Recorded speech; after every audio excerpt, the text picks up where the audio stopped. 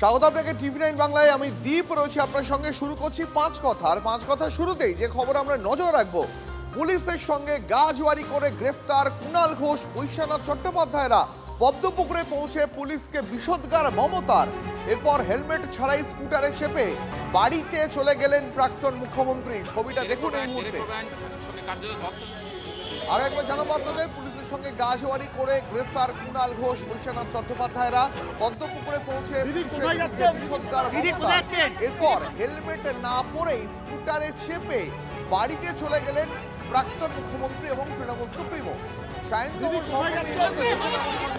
আমি সায়ন্তর কাছে যাবো একবার। সায়ন্ত, ঠিক কি ঘটলো গত বেশ কিছুক্ষণ ধরে? আমরা দেখতে পেলাম প্রথমে মমতা বন্দ্যোপাধ্যায় তিনি পুলিশের সঙ্গে বাকবিতণ্ডায় জড়িয়ে পড়লেন, তারপরে হেলমেট না পরে স্কুটারে চেপে বাড়িতে চলে গেলেন। দেখো, নিটের প্রশ্ন ফাঁসকাণ্ডে যে ধরনের আন্দোলন চলছে গোটা দেশ জুড়ে, সেরকমই আন্দোলনের ডাক এবং সে মিছিলের ডাক দিয়েছিল রাজ্যের তৃণমূল ছাত্র পরিষদ এবং যুব নেতৃত্ব। এবং সেই মতো তারা পার্ক সার্কাসে যে পদ্মপুকুরের সিআইটি রোড, সেখানে তারা জমায়েত করে। কিন্তু তাদেরকে পুলিশের তরফে জানানো হয় যে তাদের কাছে মিছিল করার কোনো অনুমতি নেই। এরপরই তারা কলকাতা হাইকোর্টে চলে যায়। হাইকোর্টের যখন শুনানি চলছে সেই সময় কুণাল ঘোষ, বৈশ্বনাথ চট্টোপাধ্যায়রা সেখানে একটি ম্যাটাডোরের উপর উঠে তারা স্লোগান শুরু করে এবং তারা দিয়ে বক্তব্য শেষ করার পর মিছিল করতে শুরু করেন। কিন্তু ততক্ষণে কিন্তু কোর্ট থেকে কোনো রকম অনুমতি আসেনি। এরপর যখন তারা পুলিশকে ধাক্কা মেরে তারা এগোতে শুরু করেছেন, সেই সময় পুলিশ তাদের কিন্তু একে একে গ্রেপ্তার করে। প্রথমে কুণাল ঘোষ, তারপর বৈশ্বনাথ চট্টোপাধ্যায়, আমরা দুজন দোলা সেন, ডেরেক ওব্রায়েনরা পৌঁছে গেছেন লালবাজারে। কি বলছেন দোলা সেন, শোনাবো সরাসরি। এবং এক্স কাউন্সিলর এবং আমাদের দলের পদাধিকারী এবং কর্মী 12-15 জন সম্ভবত, আমরা ঠিক কাউন্টটা জানি না, তারা অ্যারেস্টেড হয়েছেন। তো আমরা কথা বলতে তো আসবো লালবাজারে, কি ধারা, কি বৃত্তান্ত, কি জন্যে ধরা হয়েছে, কত তো বলবো। কারণ আমরা 2টা থেকে 3:30 1.5 ঘন্টা মিটিং করেছি শান্তিপূর্ণভাবে। কোর্টের খবর পাওয়া মাত্র আমরা ম্যাটাডোর থেকে নিচে নেমে ডিসবার্স হচ্ছিলাম। যখন আমরা ডিসবার্স হচ্ছিলাম তখন লাঠিচার্জ করে গ্রেপ্তার করা হয়েছে অকারণ। কোনো আরে কোর্টের খবরটা শুনেই তো আমরা ডিসবার্স হচ্ছি। হ্যাঁ, সে তো কোর্টই তো অ্যাডমিট করেছিল আমাদের কেস অ্যাপ্লিকেশন। সে পুলিশ তো আমাদের পারমিশন দিয়েছিল কালকে সন্ধ্যে 6টায়, তারপর রাত 11টায় ক্যান্সেল করে। তার বিরুদ্ধে আমরা কোর্টে গেছিলাম 9:30, 12টায় অ্যাডমিট করেছেন কোর্ট, মহামান্য কোর্ট বেলা 12টায় অ্যাডমিট করেছেন। 3টে হিয়ারিং হবে, তো 3টে হিয়ারিংয়ে আমাদের মিছিলের রায় দিতেও পারতেন। ফলে 2টোর সময় আমরা রাস্তা ব্লক করিনি, শুধু জমায়েতটা আমরা ফুটপাথের সাইডে হোল্ড করেছি।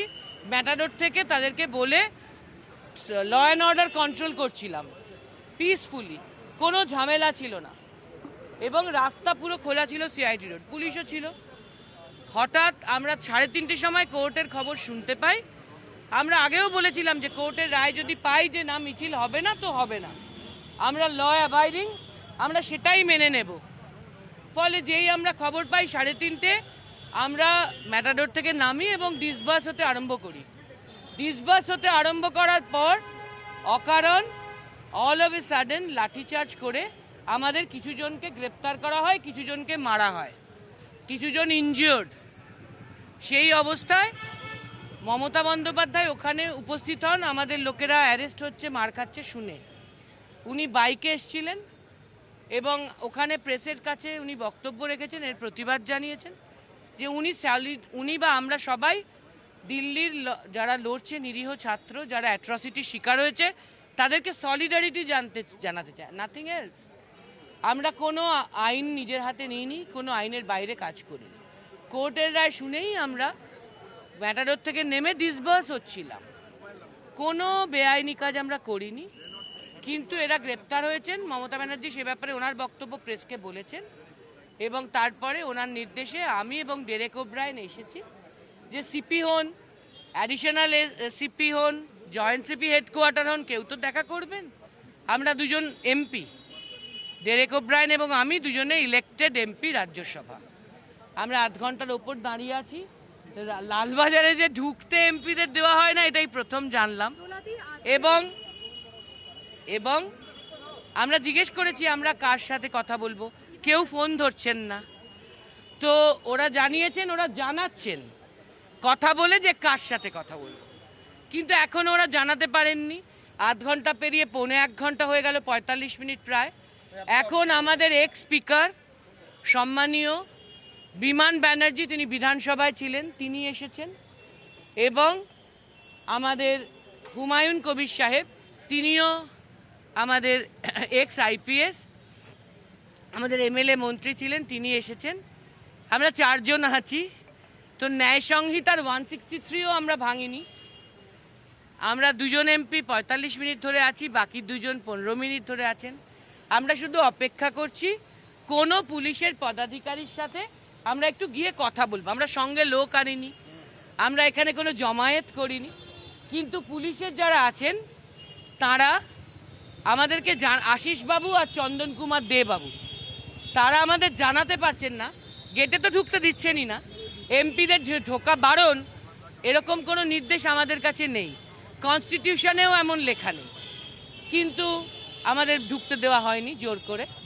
এবং আমাদেরকে বলা হয়েছে জানানো হবে কার সাথে আমরা কথা বলবো, কিন্তু 45 মিনিট ধরে আমরা জানতে পারিনি। তো ল অ্যান্ড অর্ডারের পরিস্থিতি, সংবিধানের রক্ষার পরিস্থিতি বাংলায় কেমন চলছে আপনারাই দেখুন। আমরা আর নতুন কিছু বলতে চাই।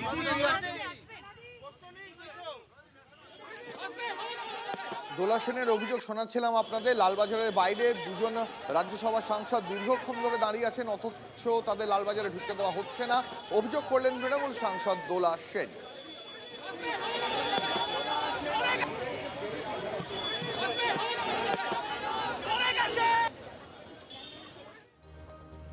কলকাতার রাজপথে মমতা শিবিরের গাজোয়ারি, অনুমতি ছাড়াই কালীঘাট তৃণমূলের জমায়েত, গ্রেফতার করা হলো কুণাল ঘোষ, বৈশ্বনাথ চট্টোপাধ্যায়কে। অন্যদিকে পুলিশকে ঠেলে সরালেন মমতা বন্দ্যোপাধ্যায়, সেই ছবিটা আপনাদের মার্ক করে দেখাচ্ছি। আজ নিট ইস্যুতে পদ্মপুকুরে কালীঘাট তৃণমূলের প্রতিবাদে জমায়েত ঘিরে উত্তেজনা, পুলিশের সঙ্গে বচসা ধস্তাধস্তির মধ্যেই ঘটনাস্থলে পৌঁছন মমতা বন্দ্যোপাধ্যায়। অন্য দলকে অনুমতি দিলেও কেন আমাদের নয়, পক্ষপাতিত্বের অভিযোগে সরব মমতা, পুলিশকে ধাক্কা মমতা বন্দ্যোপাধ্যায়ের। আরো একবার সেই ছবিটা আপনাদের দেখাচ্ছি, এই মুহূর্তে মার্ক করে দেখাচ্ছি। উপস্থিত মহিলা পুলিশ অফিসারকে ধাক্কা দিলেন মমতা বন্দ্যোপাধ্যায়। কলকাতার রাজপথে মমতা শিবিরের গাজোয়ারি, অনুমতি ছাড়াই কালীঘাট তৃণমূলের জমায়েত, গ্রেফতার কুণাল, বৈশ্বনাথ, পুলিশকে ঠেলে সরালেন মমতা বন্দ্যোপাধ্যায়। দেখুন আরো একবার, আজ নিট ইস্যুতে পদ্মপুকুরে কালীঘাট তৃণমূলের প্রতিবাদে জমায়েত ঘিরে উত্তেজনা, পুলিশের সঙ্গে বচসা ধস্তাধস্তির মধ্যেই ঘটনাস্থলে মমতা বন্দ্যোপাধ্যায় পৌঁছন। অন্য দলকে অনুমতি দিলেও কেন তৃণমূলকে নয়, পক্ষপাতিত্বের অভিযোগে সরব মমতা, সেই সময় পুলিশকে ধাক্কা দেন মমতা বন্দ্যোপাধ্যায়। আপনাদের পাশাপাশি 2টো ছবি দেখাচ্ছে এই মুহূর্তে, দেখুন পুলিশকে ধাক্কা মমতা বন্দ্যোপাধ্যায়ের, কুণাল বৈশ্বনাথকে গ্রেপ্তার, পুলিশকে ধাক্কা মমতা বন্দ্যোপাধ্যায়ের। পাশাপাশি 2টো ছবি দেখাচ্ছি আপনাদের। এই ঘটনার পর হেলমেট না পরে স্কুটারে চেপে বাড়ি চলে যান মমতা বন্দ্যোপাধ্যায়। এবার সেই ছবিটাও আপনাদের দেখাচ্ছি, দেখুন মমতা বন্দ্যোপাধ্যায় মাথায় হেলমেট নেই, তার সঙ্গে যারা বাইকে করে যাচ্ছেন সেখানে 2 জনের জায়গায় 3 জন করে সওয়ারি। মাথায় হেলমেট নেই, বাড়ি যাচ্ছেন মমতা বন্দ্যোপাধ্যায়, তার সঙ্গে যারা অন্যান্য বাইক স্কুটারে চেপে যাচ্ছেন তাদেরও কারো মাথায় হেলমেট নেই, 2 জনের জায়গায় 3 জন করে বাইকে সওয়ারি। আজ পদ্মপুকুরে কি অভিযোগ করলেন মমতা বন্দ্যোপাধ্যায়, এবার সেটা শোনাই আপনাদের। They are afraid of the students' youth movement. I am telling you as a citizen of this country, I respect my brothers and sisters, even who are in police and central forces. They have their son and daughter. They are also supporting this movement. But here is a government, just like Delhi, the government is doing the atrocities. Even press is not allowed. Can't we give the solidarity? The other party, they can organize the rally, and you don't allow us. You see the police attitude. Central Force, Didi. Central Force. Amit Shah, please sit. Police is under you and the Home Ministry. আমায় কিচ্ছু করতে হবে না, আমি যতদিন বেঁচে থাকবো আমার কণ্ঠ মানুষের জন্য।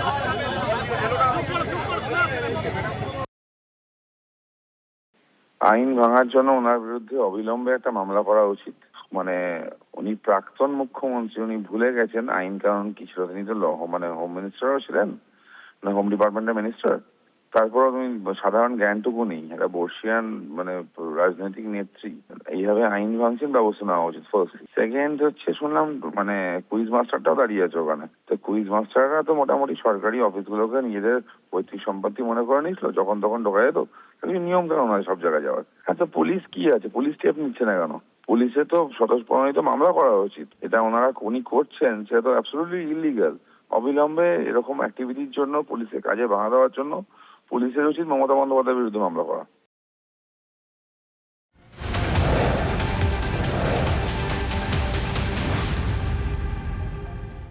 আর এবার নজর রাখবো বিধানসভার দিকে। তৃণমূল জমানায় কর্তব্যে গাফিলতির অভিযোগ 5 জন অফিসারকে সাসপেন্ড করলো শুভেন্দু অধিকারীর সরকার।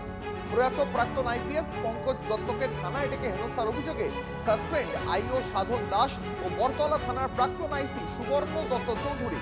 কালিয়াগঞ্জে ধর্ষণ কাণ্ডে প্রশ্ন ওঠায় সাসপেন্ড এএসআই মোয়াজ্জেম হোসেন। এর পাশাপাশি 2025-এ জগদ্ধাত্রী পুজোর বিসর্জনের লাঠিচার্জ, গালাগালির জন্য সাসপেন্ড কৃষ্ণনগর কোতোয়ালি থানার প্রাক্তন আইসি অমলেন্দু বিশ্বাস। কাকদ্বীপের সূর্যনগরের ঘটনায় আইপিএস কোটেশ্বর রাওকেও আজ সাসপেন্ড করা হলো। কালিয়াগঞ্জ থানার এএসআই মোয়াজ্জেম হোসেন,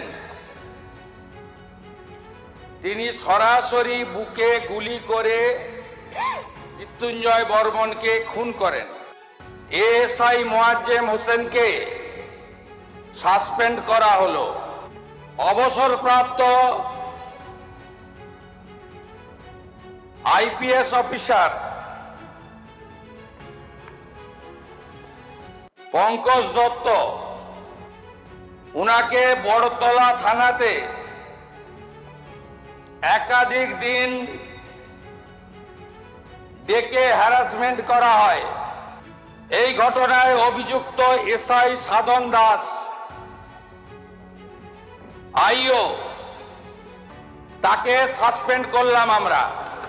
ওই থানার যিনি আইসি ছিলেন সুবর্ণ দত্ত চৌধুরী, তিনি এখন কলকাতা পুলিশের এসবিতে আছেন, তাকেও সাসপেন্ড করলাম। কৃষ্ণনগরে ঐতিহ্যবাহী জগদ্ধাত্রী পুজো বিসর্জন দিতে যারা গেছিলেন ভক্তরা, লাঠি চালানোর এবং সনাতন ধর্ম সম্পর্কে অপশব্দ প্রয়োগের জন্য ইন্সপেক্টর অমলেন্দু বিশ্বাসকে সাসপেন্ড করা হলো। কাকদ্বীপের সূর্যনগরে মাতা কালীকে প্রিজন ভ্যানে তুলে থানায় নিয়ে যায়।